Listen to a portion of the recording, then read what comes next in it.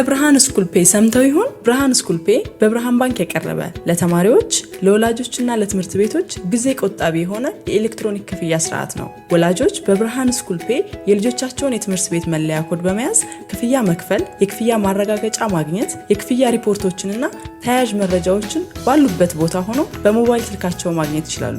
ብርሃን ስኩል ፔይ ለትምህርት ቤቶች ክፍያን ከማቀላጠፉም በላይ ሙሉ የተማሪዎችን መረጃ ስለሚይዝ ጥቅሙ የጎላ ነው። ክፍያ ሲከፈል በቀጥታ መከታተል፣ ማዕከላዊ የሆነ የክፍያ መቆጣጠሪያ እንዲሁም የተለያዩ የክፍያ ሪፖርቶችን ማግኘት ከብዙ የብርሃን ስኩል ፔይ ጥቅሞች ጥቂቶቹ ናቸው። የብርሃን ባንክን ስኩል ፔይ በመጠቀም ጊዜውን ይቆጥቡ፣ ክፍያውን ያቀላጥፉ፣ የተሟላ መረጃን ያገኙ።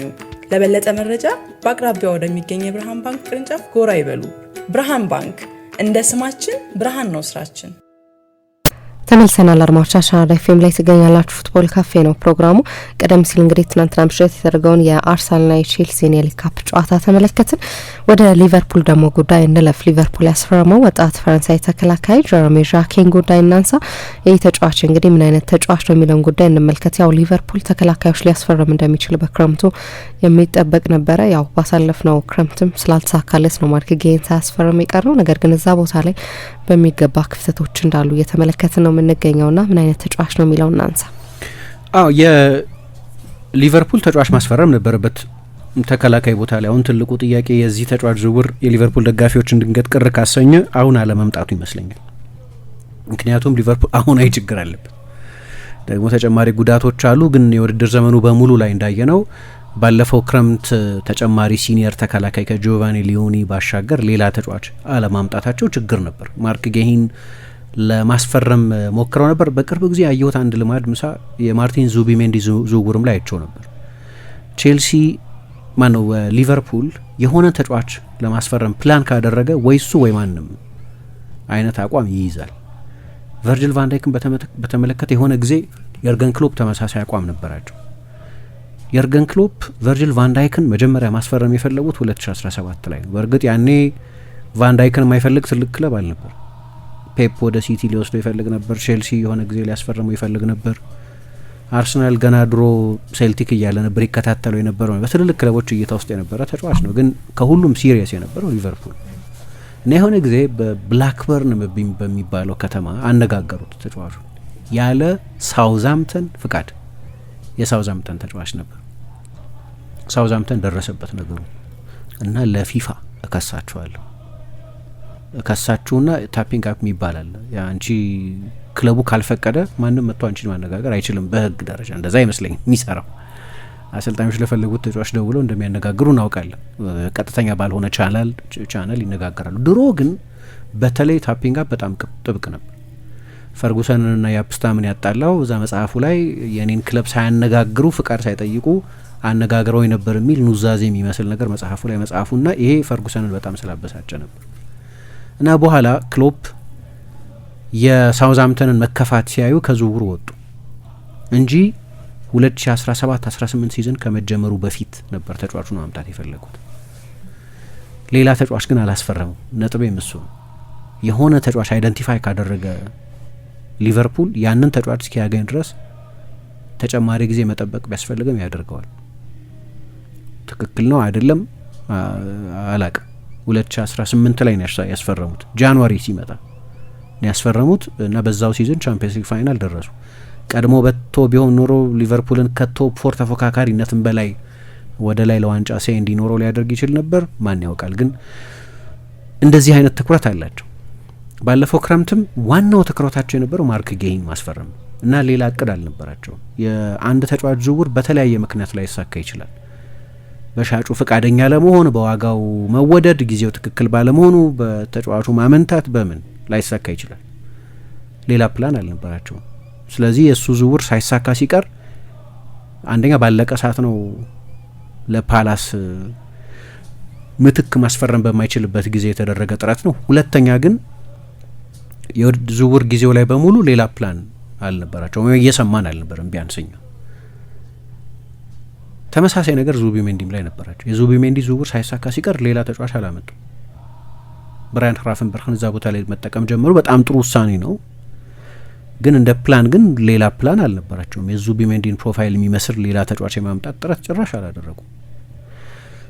ሊቨርፑል እንዲህ አይነት አንድ ፕላን ላይ የመጽናት ልማድ ያለው ይመስላል። ቢያስጠብቅም ተጫዋቹን ለማግኘት መቆየት ቢያስፈልግም ጀረሚ ዣኬ እንደዛ ነው፣ እንደሚያስጠብቅ ያውቁታል። አሁን መጥቶ የሊቨርፑልን የተከላካይ መስመር ድክመት የሚቀርፍ ተጫዋች ቢያገኙ ጥሩ ነው፣ ግን የማርክ ጌሂ ይመስላል ዋና የሲኒየር የተከላካይ ፕላናቸው የነበረው። የጌሂ ዝውውር ከነሱ ቁጥጥር ውጪ ሲሆን እና ተጫዋቹ ወደ ሲቲ ሲሄድ ሌላ ሲኒየር ተጫዋች ለማምጣትም እየሞከሩ እንደነበር አልሰማንም። የሃይሪ ትሩይዳ የሚባል ሚድፊልደርም ተከላካይ ሆኖ መጫወት የሚችል ተጫዋች መጨረሻ አካባቢ ስሙን ከመስማታችን በስተቀር ጀረሚ ዣኬን ግን ትልቅ ተሰጥኦ ነው ብለው ኢትስ ወርዝ ዌይት መጠበቅ በቃ ያዋጣል ብለው ያመኑ ይመስላል።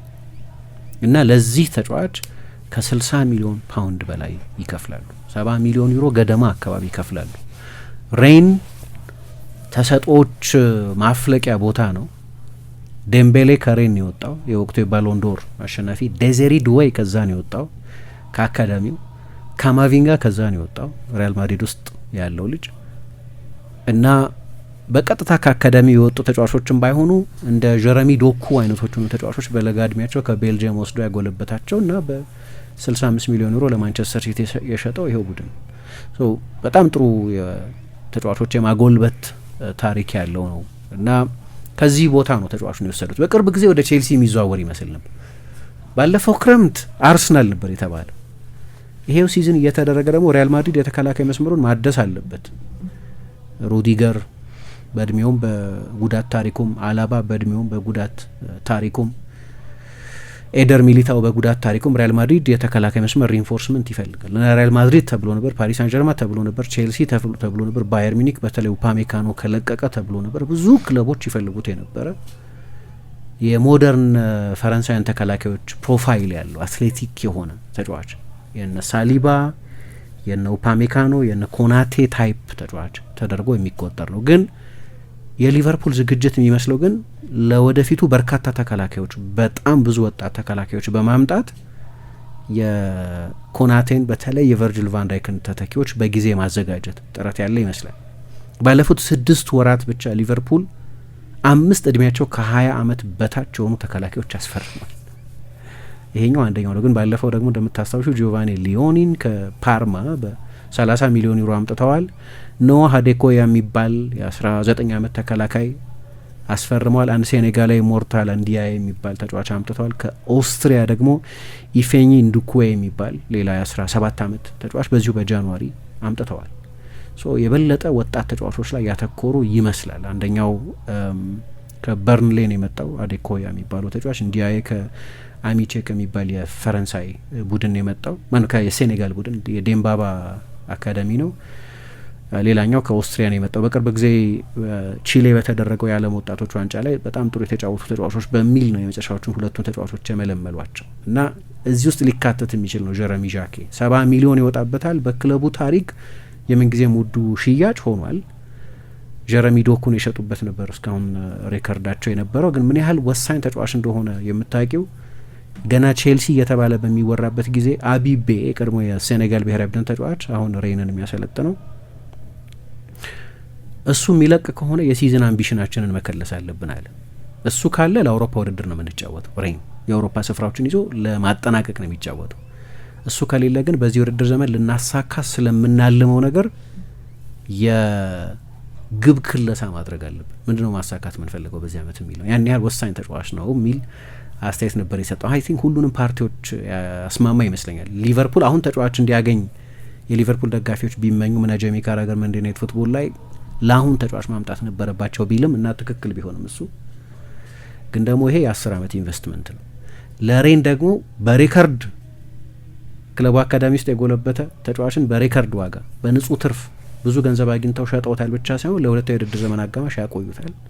ስለዚህ ተጫዋቹ ደግሞ ወደ ትልቅ ክለብ ይሄዳል። በጣም የሚያደንቃቸው ቨርጅል ቫንዳይክና ኢብራሂማ ኮናቴን ባለፈው ኦክቶበር ከሌኪፕ ጋር በነበረው ቃለ ምልልስ 2 ሪፈረንስ ተከላካዮች ብሎ አድንቆ ነበር። ስለዚህ ከነሱ ጋር የመጫወት እድል ያገኛል። ሁሉንም ፓርቲዎች የሚያግባባ ይመስላል። ተመልሰናል። አድማጮቻችን አራፊም 95.1 ላይ ነው የምትገኙት። ፉትቦል ካፌ ነው ፕሮግራሙ። ሊቨርፑል ስላስፈረመው ወጣቱ ተከላካይ ጀረሚ ዣኬ እያነሳን ነው የምንገኘው። እንደ ተጫዋች ምን አይነት ፕሮፋይል ያለው ተጫዋች ነው የሚለውንም እናንሳ። ልክ ነው። ስለዚህ ለሬን ቅድም እንዳነሳሁት በጣም ጥሩ ውሳኔ ይመስለኛል። ተጫዋቹ ማቆየት ችሏል። ብዙ ገንዘብ አግኝተውበታል እና ብዙ ልምድ ያለው ተጫዋች አይደለም። በመጠኑ ከጂዮቫኒ ሊዮኒ ጋር ይመሳሰላል። ጂዮቫኒ ሊዮኒ 18 የሴሪያ ጨዋታዎችን በክርስቲያን ኪቩ ይሰለጥን ለነበረው አትላንታ ቤርጋሞ ካደረገ በኋላ ነው ወደ ሊቨርፑል የመጣው። ትልልቆቹ የጣሊያን ቡድኖች ይፈልጉት ነበር። ኢንተር በተለይ ኪቩን ተከትሎ ሊሄድ ይችላል፣ ኤሲ ሚላንም ዩቬንቱስም ይባል ነበር። ይሄኛው ተጫዋች ለክሌርሞ በውሰት ተሰጥቶ ስለነበር 17 ጨዋታዎችን በሊግ ደ ወይ በፈረንሳይ ሁለተኛ ዲቪዚዮን አድርጓል። በሊገ ደግሞ ባለፈው የውድድር ዘመን ሁለተኛ የውድድር ዘመን አጋማሽ በዚህ የውድድር ዘመን እስካሁን ድረስ በቀደም ከሞናኮ ጋር እስከ ተጫወቱበት ጨዋታ ድረስ 36 ጨዋታዎች አድርጓል እና ብዙ ልምድ ያለው ተጫዋች አይደለም። በጣም ወጣት ተጫዋች ስለሆነ ግን ምን ያህል ትልቅ ተሰጦ ነው ብሎ ክለቡ እንደሚያምን የምታውቂው ምሳ በውሰት ሰጥተውት ነበር ለክሌርሞ። ክሌርሞ ከጥቂት ጊዜ በፊት ሊጋ ላይ የነበረ ግን አሁን ወደ ታችኛው ዲቪዚዮን የወረደ ቡድን ነው እና ቡድናቸው መፈረካከስ ጀመረ ከኋላ። በመሀል ደግሞ ሊሊያን ብራሲ የሚባለው ተጫዋች እየተሰለፈ አልነበረም። ስለዚህ ወይ ተከላካይ ማምጣት አለባቸው ወይ ይሄ በውሰት የሰጡትን ተጫዋች መልሰው ማምጣት ነበረባቸው። ግን አንድ ችግር ነበር። አንድ ተጫዋች በውሰት ተጫለሽ አይደለም። ለምሳሌ በቅርብ ጊዜ ማልበር አርሰናል ዚንቼንኮን ለኖቲንገም ፎረስት በውሰት ሰጥቶት ነበር እና እየተጫወተ አልነበር። ምንም እየተጠቀሙ አይደለም። ኖቲንገም ፎረስት አያሰልፈውም። ስለዚህ ስምምነታቸው ላይ የብሬክ ክሎዝ የሚባል ታስገቢያለሽ። ተጫዋቹን በውድድር ዘመኑ መሀል መልሰው መጥራት የሚችሉበት ስምምነት። ወደ ኩኩሬያን ማንቸስተር ዩናይትድ በውሰት ከቼልሲ ለመውሰድ ቼልሲ ፍቃደኛ ነበር ለመስጠት አሁን እንደዚህ ወሳኝ የሆነውን ተጫዋች። ግን ማንቸስተር ዩናይትድ ያኔ ከጉዳት ሉክ ሾው እና ማላሲያ ይመለሱልኛል፣ እነሱ የሚመለሱ ከሆነ 3 የግራ ፉልባክ ምን ያደርግልኛል የሚል ስሌት ስለነበረው በኮንትራቱ ላይ የብሬክ ክሎዝ እንዲኖረው ይፈልግ ነበር። ቼልሲ ደግሞ ተጫዋቹን ያኔ መገላገል ይፈልግ ስለነበር አመቱን ሁሉ መሆን አለበት፣ ብሬክ ክሎዝም አልፈልግም አለ። በዚህ ሳይግባቡ ቀሩና ማንቸስተር ዩናይትድ ሰሪ ሬጉዮን የሚባለውን ተጫዋች ከቶተናም ወሰደ። ብሬክ ክሎዝ ማለት እሱ ነው። አልነበረውም። ጀረሚ ዣኬን ለክሌርሞ በውሰት ሲሰጥ በጃንዋሪ የማምጣት ብሬክ ክሎዝ አልነበረው። ስለዚህ የራሳቸውን ተጫዋች በ1 ሚሊዮን ዩሮ ገዙት። የራሳቸው ተጫዋች ያቺን የመጨረሻዎቹን 4 ወራት ግን ከፌብሩዋሪ እስከ ሜይ ድረስ ያለውን ተጫዋቹን ለመጠቀም ግን ክሌርሞ ተጫዋቹን ለአዋሹ ክለብ የመስጠት ግዴታ ስለሌለበት 1 ሚሊዮን ዩሮ ከፍለው ነው መልሰው ያመጡት። የራሳቸው ተጫዋች ነው። ያን ያህል አሁን ያለብንን ችግር ይቀርፍልናል ብለው ያመኑበት ያኔ እድሜው ገና 17 ነበር መሰለኝ፣ እንደዛ ነው ያመጡት መልሰው። ከዛ ጊዜ ጀምሮ በተለይ አቢቤ ከተቀጠረበት ጊዜ ወዲህ እያንዳንዱን ጨዋታ የሚጀምር በአየር ላይ በጣም ጠንካራ የሆነ ረጅም ሜትር ከ90 ቅድም በቅርብ ጊዜ ፈረንሳይ እግር ኳስ እያፈራቸው ያሉ አትሌቲክ ከፓሪስ ሰበርብ በተለይ የሚወጡ ከቦንዲ ከምን የሚወጡ ተጫዋቾች አሉ። ከሶንዴኒ ከሌዙሊ ምናምን የሚወጡ የእነሱ አይነት ታይፕ ተጫዋች ነው። የቦንዲ ልጅ ነው። ልክ እንደ ምባፔ፣ ሳሊባ፣ ኮሎሙዋኒ እዛ አካባቢ ናቸው። በአንቲሲፔሽን በጣም ግሩም ነው። ስለዚህ ልክ እንደ ሊቨርፑል አይነት የሀይ ፕሬሲንግ አጫዋች ስለሚከተል ቡድን ሳጥን መከላከል ብቻ አይበቃም። የተጋጣሚን ቡድን ፔኔትሬት የሚያደርግ ፓስ ለማቋረጥ የሚሆን በቂ የጨዋታ ግንዛቤና የጨዋታ ንባብ ያስፈልጋል። ሊቨርፑል የፖሴሽን ቡድን ነው። ምሳ በዚህ ውድድር ዘመን የሊቨርፑልን ያህል ብዙ የፖሴሽን ፐርሰንቴጅ የሚያስመዘግብ ቡድን የለም። በዚህ ብዙ እርካታ አላቸው። ደግሞ ሆላንዳዊ ናቸው። ብዙ የሚገርም አይደለም። ግን ባለፈው ስለሳቸው ሳነሳ አንድ በቅርብ ጊዜ ስለሳቸው የተጻፈ መጽሐፍ ላይ የ2022ቱ የዓለም ዋንጫ ምርጥ ቡድኖች ብለው የጠቀሷቸው ስፔንና ጀርመንን ነበር። ስፔኖቹና ጀርመኖቹ በዚህ የሚስማማ አይመስለኝም። ግን እሳቸው በደች አይን ይመስለኛል ያዩት ነገሩ። ሆላንዶቹ ፖሴሽን ይወዳሉ፣ ግልጽ ነው። እሳቸውን ፖሴሽን ይወዳሉ። የሊቨርፑል ቡድን የፖሴሽን ቡድን፣ ለዛ ደግሞ የሚሆን ቴክኒካል ችሎታ ያለው ተከላካይ ያስፈልጋል። ይህንን አይነት እግር ኳስ ያለ ቫን ዳይክና ኮናቴ መጫወት አትችልም። ሁለቱም በጣም ጥሩ የቴክኒካዊ ክህሎት ያላቸው ተጫዋቾች ናቸው። ከኋላ እየተጫወቱ ለመውጣት ይሄም ልጅ ችሎታ አለው። በጣም ጥሩ የኳስ ኮማንድ ያለው ተጫዋች ነው። የፓሲንግ ስኪሉና በጣም አስደናቂ ነው። ይህን ልጅ ነው በመጨረሻ እንግዲህ በሱ እድሜ ካሉ ተከላካዮች መካከል በውድ ከተዘዋወሩት መካከል ሆኖ ዝውውሩን የፈጸመው። አሁን ቅድም ያነሳሁት ብዙ ወጣት ተጫዋቾችን የማስፈረም ፍላጎት በተለይ በዛ ዲፓርትመንት ላይ በቀጥታ ከሰክሰሽን ፕላን ጋር የሚገናኝ ነው። ቨርጂል ቫን ዳይክ ኮንትራቱ በ2026-27 መጨረሻ ላይ ይጠናቀቃል።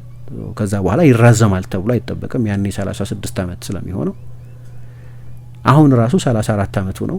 እያንዳንዱን ጨዋታ እያደረገ ያለበት ምክንያት በቂ ጥልቀት ስለሌለው አሰልጣኙ ማሳረፍ የሚችሉበት እድል ስለሌላቸው ነው። የረጅም ጊዜ እሱ ተተኪ ያስፈልጋል።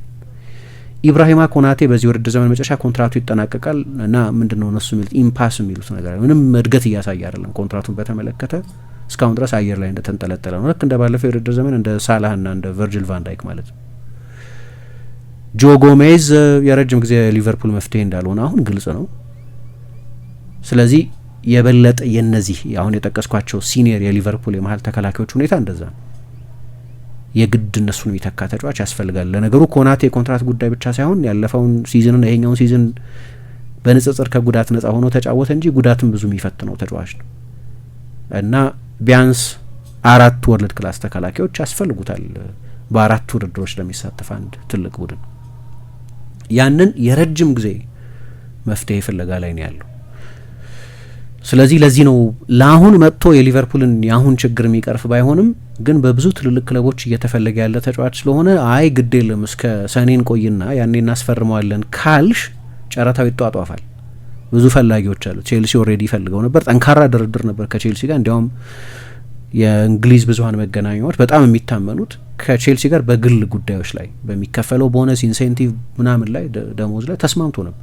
በሬን እና በቼልሲ መካከል ነው ስምምነት ላይ ያልተደረሰው። ብዙ ፈላጊዎች አሉት። እንዳሁኑ ፕሮፋይሉ ከፍተኛ ከመሆኑ በፊት አርሰናል ይፈልገው ነበር። ሪያል ማድሪድ፣ ፔዤ፣ ሚኒክ ከነዚህ ክለቦች ጋር ሁሉ መፎካከር አለብሽ። ማቆየት ደግሞ ችግሩን አየ ነው። ምናልባት የሊቨርፑል ሰዎች ስሌት ኦኬ አልተሳካም፣ ማርክ ይሄን ጃንዋሪ ላይ እናመጣዋለን የሚል ነበር። የዝውውር ገንዘቡን መክፈል የከበዳቸው አይመስለኝም። 20 ሚሊዮን 300,000 ፓውንድ ግን መክፈል አልፈለጉም። ስለዚህ ወደ ሲቲ ሄደ። ስታቆይ ሌሎች ትልልቅ ክለቦች ከተሻለ ፋይናንሻል ፕሮፖዛል ጋር ይመጣሉ። ያንን እድል መስጠት አልፈለጉም።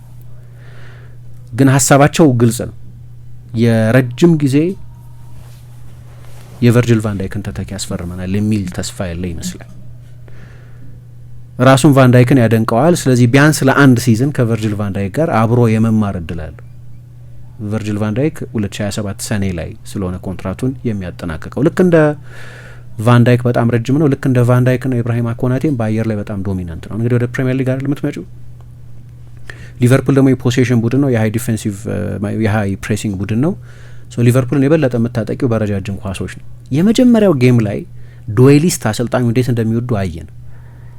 አርነ ስሎት ወደ እንግሊዝ ከመጡ በኋላ የመጀመሪያ ጨዋታቸው ከኤፕስዊች ታውን ጋር የተደረገ ጨዋታ ነው እና የኬረን መኬና ቡድን ረጃጅም ኳሶች ወደ ሳጥን ይልክ ነበር። ሊያም ዴላፕ ነው አጥቂያቸው።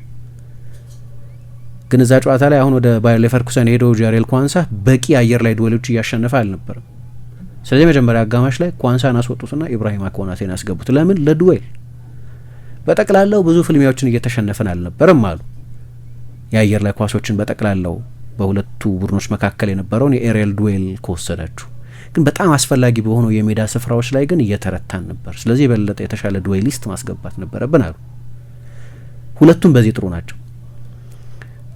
የሁለቱ አቬሬጅ 75 ነው። ቨርጂል ቫን ዳይክ 77% የሚሆኑ በአየር ላይ የሚመጡ ኳሶችን የማሸነፍ ታሪክ አለው። ስታቸራቸው ይነግርሻል። ረጃጅምና ግዙፍ ተከላካዮች ናቸው። ኮናቴ 73.3 ሁለቱም በፕሪሚየር ሊግ ቶፕ 5 ውስጥ አሉበት። አሁን ከነሱ ጋር በጣም የሚቀራረብ የዱዌል የኤሪያል ዱዌል ሰክሰስ ያለው ነው። እንግዲህ አርነ ስሎት የሚቆዩ ከሆነ በተለይ ግን አርነ ስሎትን ባይቆዩ የእንግሊዝ እግር ኳስ ካራክተሪስቲክስ ዱዌል ማሸነፍን ግድ ያደርገዋል። ከረጃጅም አጥቂዎች ጋር በየ3 ቀኑ ይፋለማል፣ በየሳምንቱ ይፋለማል። ይሄ ልጅ 75.5% የሚሆኑ ዱዌሎችን ያሸንፋል። በሊጋ አንደኛ ነው በዚህ። ይሄ በጣም አስፈላጊ ችሎታ ነው፣ በተለይ ከእንግሊዝ እግር ኳስ ተፈጥሮና ከሊቨርፑል አጫወት ጋር በተገናኘ። አሁን እንግዲህ ያ የፈረንሳይ እግር ኳስ ላይ ያለውን የአየር ላይ ኳስ ዶሚናንስ እንግሊዝ ውስጥ መድገም አለበት። የእንግሊዝ እግር ኳስ ባህሪና ተፈጥሮ የተለየ ስለሆነ፣ ሁለተኛ በመሬትም በጣም ጥሩ ነው።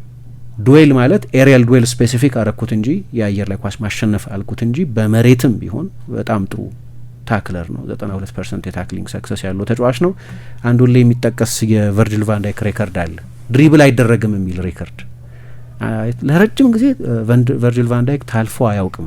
በጣም ለአመታት ለጥቂት ሲዝኖች አስታውሳለሁ ኒኮላ ፔፔ መሰለኝ የመጨረሻ ጊዜ ያለፈው ረጅም ጊዜ ሳይታለፍ ቆይቶ እሱ ደግሞ ሰፊ የሜዳ ስፍራ ተከላካይ የለ ሊቨርፑል ወደ መሀል ሜዳ ተጠግቶ ነው የሚከላከለው ማለት የተጋጣሚ ቡድን በካውንተር ሲመጣ ብዙ የአንድ ለአንድ ዱዌል አለ ማለት ነው። በአንድ ለአንድ ሰፊ የሜዳ ስፍራ የመከላከል ችሎታም የአንድ ለአንድ የተጋጣሚን ቡድን ትሪኪ ተጫዋች የማቆም ችሎታም ይጠይቃል። ቫንዳይክ ይሄ ችሎታ አለው። ኮናቴ ጥሩ በሚሆንበት ጊዜ ይሄ ችሎታ አለው። ዘንድሮ በአብዛኛው አስቸጋሪ ሲዝን ቢሆንም እንደ ካራክተሪስቲክስ ግን ይሄ ችሎታ አለው። ሳጥን የምትከላከይ ከሆነ የግድ የ1v1 መከላከልሽ ወርልድ ክላስ መሆን አይጠበቅበትም። ሰፊ የሜዳ ስፍራ የምትከላከይ ከሆነ ግን ያስፈልጋል። ሊቨርፑል ደግሞ የሚጫወተው ልክ እንደዚህ ነው። ከፊት ፕሬስ የምታደርጊ ከሆነ ግን በሎ ብሎክ የምትጫወቺ ከሆነ አይሰራም። ዲስጆይንትድ የሆነ በእያንዳንዱ ዲፓርትመንት መሀል ሰፋፊ ስፔሶች ይኖራሉ። ስለዚህ ወደ ላይ ይወጣል፣ የተከላካይ መስመሩም አብሮ ወደ ላይ ይወጣል። ያ ሲሆን ግን የተጋጣሚ ቡድን መቼስ የትራንዚሽን እድሎች ማግኘቱ አይቀርም። ስለዚህ በአንድ ለአንድ መከላከል ፍጥነትም አንቲሲፔሽንም ይፈልጋል። 2 ጊዜ ብቻ ነው የታለፈው በዚህ አመት ይሄ ተጫዋች። በሊገ ጥቂት አብዶ የተሰራው ተጫዋች እሱ ነው። ስለዚህ ይህም የበለጠ ከቨርጅል ቫንዳይክ ጋር ያመሳስለዋል። ሌላ ለትልቅ ቡድን በተለይ ለፖሴሽን ቡድን የሚጫወት ተጫዋች ለእንደ ሊቨርፑል አይነቱ ቡድን የሚጫወት ተጫዋች ደግሞ የኳስ ችሎታ በጣም ያስፈልገዋል። ፓስ የማቀበል ችሎታ ያስፈልገዋል። አሁን የምናጣው ሜትሪክ ምን መሰለሽ? ሊቨርፑል 60% ነው፣ ሬን 50% ነው። ሬን በቃ አማካይ የሆነ የፖሴሽን መጠን ያለው፣ ሊቨርፑል የፕሪሚየር ሊግ ቁጥር 1 የፖሴሽን ቡድን ነው። አሁን ይሄ ለንጽጽር ትንሽ አስቸጋሪ ያደርገዋል። ለምን አስቸጋሪ ያደርገዋል? የተለያየ የጨዋታ ስታይል ያላቸው ቡድኖች በመሆናቸው ምክንያት። ግን ነጥለን ካየነው ግን ወደ ከ94% በላይ ኳስ የማቀበል ስኬት ያለው ተጫዋች ነው። ስለዚህ ለሊቨርፑል አይነት የፖሴሽን ቡድን፣ ለክሎፕ አይነት የፖሴሽን አሰልጣኝ፣ ለነገሩ ክሎፕን ቢለቁ ወደ ሊቨርፑል የሚመጣው አሰልጣኝ ዲፌንሲቭ አሰልጣኝ ይሆናል ብዬ አልገምትም። የኳስ ቁጥጥር ሻቢ ያልሆን ሰው ይሁን ማን ይምጣ የበለጠ ኳስ ለመቆጣጠር የሚሞክር አሰልጣኝ ነው ወደ ኃላፊነት የሚመጣው። የተጠናቀቀ ተጫዋች አይደለም፣ ተሰርቶ ያለቀ ተጫዋች አይደለም። በእርግጥ በዚህ እድሜ ያለ ተጫዋችም ተሰርቶ ያለቀ ተጫዋች ሊሆን አይችልም። ገና ስህተቶች ሊሰራ ይችላል፣ ድክመቶች ሊኖሩበት ይችላል። ግን አንድ ያለው ሌላ ችሎታ ደግሞ እኔ የአንዳንድ ተከላካዮችን የባክ 3 ተከላካዮች፣ አንዳንድ ተከላካዮችን የባክ 2 ተከላካዮች ይላቸዋል። እንደዛ ብሎ መክፈልም የሚቻል ይመስላል። ለምሳሌ ዳቪድ ሉዊዝ ምን አይነት ተከላካይ ነው? ያው በ3 ተከላካዮች ሲስተም የምትጠቀሚበት ከሆነ ከዓለም ምርጥ ተከላካዮች መካከል አንዱ ሊመስልሽ ሁሉ ይችላል። ሴታፑ ይመቸዋል በ3 ተከላካዮች መጫወት። በግራው በኩል ሩዲገር፣ በቀኝ በኩል አዝፒሊኩዌታ ካሉለት ኤክሰፕሽናል። በ2 ተከላካይ ሲስተም ስትጠቀሚበት ግን ድክመቶች ታይበታለች። አንድ ትልቅ ተስፋ ጥለውበት የነበረ ልክ እንደ ጀረሚ ዣኬ ሁሉ በሬን ውስጥ ያለፈ መጀመሪያ ሎንስ ውስጥ የነበረ በኋላ ወደ ሬን የሄደ ልጅ አሁን ሴቪያ ውስጥ ያለ ነው። ወደ ሊቨርኩሰን ወሰደው እንጂ ሊቨርኩሰን ባለፈው ክረምት አስፈርሞታል። ሎይክ ባዴ ትልቅ ፖቴንሻል ነበር። የሎይክ ባዴ ችግር ፎንኬዝ የሚያሰለጥኑት ሎንስ ውስጥ ነው የጀመረው። ሎንስ በባክ 3 ነው የሚጫወተው። ስለዚህ በግራው በኩል ፍራንኮ ሜዲና አለ፣ በቀኝ በኩል ሌላ ተጫዋች አለ። ወደ ሬን ሲሄድ ግን ባክ 4 ባክ 2 2 የመሀል ተከላካዮች የሚጠቀም ቡድን ስለሆነ አልቻለም። እዛ ሄዱ እና ቤንች ሆነ እዛ። እንደዚህ አይነት ትልቅ ተሰጥኦ 20 ሚሊዮን ዩሮ ወጥቶበት ለሬን 20 ሚሊዮን ዩሮ አውጥቶ ተጫዋች መግዛት ቀላል አይደለም። ዣኬ ግን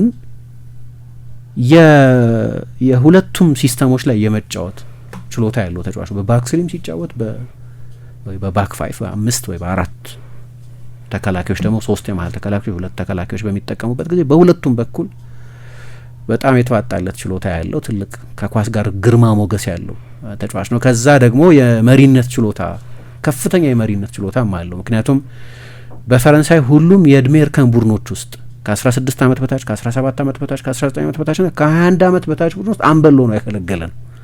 በሁሉም የእድሜ እርከን ቡድኖች ውስጥ አንበሎ። ለዚህ ነው ይሄ ትልቅ ናቹራል ፕሬዘንስ የሚሉት ትልቅ ፕሬዘንስ ያለው ተጫዋች ነው። ስለዚህ ይህንን ተጫዋች ነው ሊቨርፑል ለማምጣት የወሰነው። ትልቅ ተሰጥኦ ተደርጎ የሚታይ ነው። አብዮቱ ጥቂት መጠበቅ ያለበት ይመስላል። የመሀል ተከላካዮች አብዮት አሁን ባሉት ተጫዋቾች ነው እስከ ውድድር ዘመኑ መጨረሻ ድረስ ለመቆየት የሚወደዱት። አንድ ዡሌ ሎረንስ የሚባል የፈረንሳይ እግር ኳስ ኤክስፐርት አለ። ፕሪሚየር ሊግ ተመልካቾች የፕሪሚየር ሊግ አንዳንድ ሾዎች ላይ ሲቀርብ አይተውት ይሆናል። የስፔን ላይ ከጋብር ማርኮቲ ጋር ይሰራል፣ አርቲክልም ይጽፋል። ድሮ ለፓሪዚያን ሌኪፕ ምናምን ላይ ሰርቷል። እና እሱ ምን ይላል? በተሰጥኦ ብቻ ካየ ነው ከዓለም ምርጥ ተከላካዮች መካከል አንዱ ለመሆን የሚያስችል ፖቴንሻል ያለው ተጫዋች ነው ይላል። ትልቅ ተሰጥኦ ያለው እንግዲህ አንዳንድ ተጫዋቾች መጥተው ቼልሲ አይቷል በቅርብ ጊዜ ዲሳሲ፣ ባዲያሺል፣ ማላንግሳር፣ በቅርብ ጊዜ ወደ ማንቸስተር ዩናይትድ የመጣው ሌኒ ዮሮ እንዲህ አይነት ወይ አቡኮድር ኩዣኖቭ ከፈረንሳይ ሊግ መጥተው ለመልመድ ጊዜ የፈጀባቸው ተጫዋቾች አሉ። በተለይ ኤርሊ ሲመጡ ባዲያሺልና ዲሳሲ እንኳን በጊዜ አይደለም የመጡት፣ እውነት ለመናገር ቆይተዋል። አክሴል ዲሳሲ ኦልሬዲ የ2022 የፈረንሳይ ብሔራዊ ቡድን ስብስብ አባል የነበረ ነው። ባዲያሺል ቻምፒየንስ ሊጎች ቲየሪ ኦንሪን ያስጀመረው ለ3 ወር ባሰለጠነበት ጊዜ። ሌኒ ዮሮ በጊዜ ነው የመጣው። አሁን ከሳሊባ የሚለየው እዛ ጋር ነው። ሳሊባ አርቴታ መጀመሪያ የ25 ተጫዋቾች ሊስት ውስጥ እንኳን ያስገባው ነበር በዩሮፓ ሊግም በፕሪሚየር ሊግም። ግማሽ ይዝን ቁጭ ነው ያለው 1 ደቂቃ ሳይጫወት። በኋላ ወደ ኒስ ሄደ፣ ግማሽ ይዝን እዛ ተጫወተ። ጆን ክሌር ቶዲቦ አሁን በዌስትሃም ያለው ተጫዋች አጣመረውና እዛ አንድሪያ ኦርሴያ የሚባሉ አሰልጣኝ ነበሩ። እዛ ጥሩ ጎለበተ። ከዛ ወደ ማርሴይ ሄደ በሆርሄ ሳምፓውሊ ስር። ለማርሴይ ስትጫወቺ ካራክተር የሚፈተንበት ነው። በስታድ ቬሎድሮም ኃይለኛ ስቴዲየም ነው ማለት የእንግሊዝ ለየትኛው ቡድን ብትጫወቺ የሚሰማሽ አይነት ፕሬሽር ነው ለማርሴይ የሚሰማሽ። ከፈረንሳይ ትልልቅ ክለቦች መካከል አንደኛው ነው። በአትሞስፌር ደግሞ አይ ቲንክ የትኛውም የእንግሊዝ ቡድን እንደዚህ አይነት አትሞስፌር የለውም። እዛ እንትን አለ ትፋለሚም ፓሪስ ሳን ጀርማን ቢያንስ ስትገጥሚ ኤምባፔን ትገጥሚያለሽ። ሳምፓውሊ በጣም ጥሩ ኢንዲቪጁዋል ኮች ናቸው። እዛ ጎለበትና ወደ አርሰናል ሲመጣ 2022 ላይ የመጀመሪያው ጌም ላይ ጀመረ። ከዛ እስከ ትላንትና ድረስ አልወጣም ከላይ ነው። እዛ ሆኖ የፈረንሳይ ብሔራዊ ቡድን ተጫዋች ሆነ። እዛ ሆኖ የአመቱ የሊጋ ኮከብ ተከላካይ፣ የአመቱ የሊጋ ምርጥ ተጫዋች ሆነ። አሁን ትልቁ ችግር መቼ ነው ያ ተጫዋች የሚመጣው? እዛው ቢጎለበት ይሻላል ወይስ ቱ ኤርሊ? አሁን በጊዜ የሚመጣ ከሆነ እሷን ያቺን ባላንስ መጠበቅ ያስፈልጋል። አሁን የሳሊባ ነው ትልቁ ምሳሌ። ግን ሳሊባ እዛ ማርሴይ ውስጥ ተጫውቷል። ድሮ ደግሞ የሶንትቴን ተጫዋች ነበር።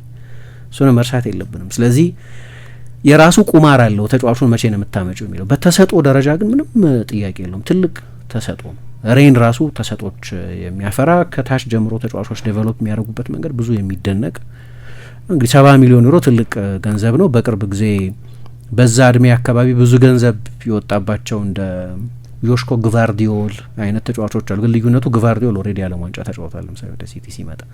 እሷ ካልሆነች በስተቀር እንደ ጥራት ግን በጣም ከፍተኛ ጥራት ያለው ተጫዋች ነው እና ስህተቶች መኖራቸው አይቀርም። ግን ጂኦቫኒ ሊዮኒ ትልቅ ፖቴንሻል ነው። ጀረሚ ጃኬ ትልቅ ሌሎቹን እንኳን አላቅም፣ ቅርብ ጊዜ የመጡ ናቸው። የእድሜ እርከን ውድድሮች ላይ ያዩቸው ተጫዋቾች ናቸው። ግን የሆነ ትኩረት ያለ ይመስላል። አሁን ቅድም እንዳነሳሁት የሊቨርፑል አሁን ያሉት የመሀል ተከላካዮች አንዳንዶቹ በእድሜ አንዳንዶቹ በኮንትራታቸው ምክንያት ሰክሰሽን ፕላን የሚያስፈልጋቸው ስለሆኑ እና ጀረሚ ጃኬ ከትልልቅ ክለቦች ጋር መፎካከር ነበረባቸው። ትልቅ ተሰጥኦ ነው፣ ትልቅ ገንዘብ የሚወጣበት ነው። ግን መጠበቅ ያስፈልጋል እሱን ለማየት።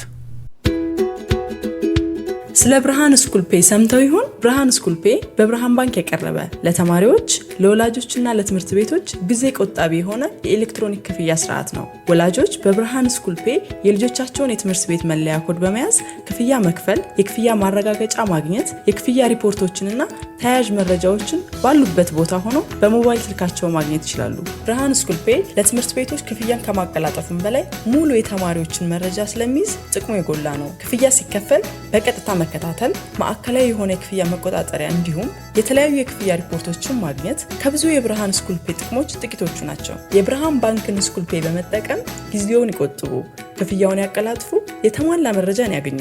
ለበለጠ መረጃ በአቅራቢያ ወደሚገኝ የብርሃን ባንክ ቅርንጫፍ ጎራ ይበሉ። ብርሃን ባንክ፣ እንደ ስማችን ብርሃን ነው ስራችን።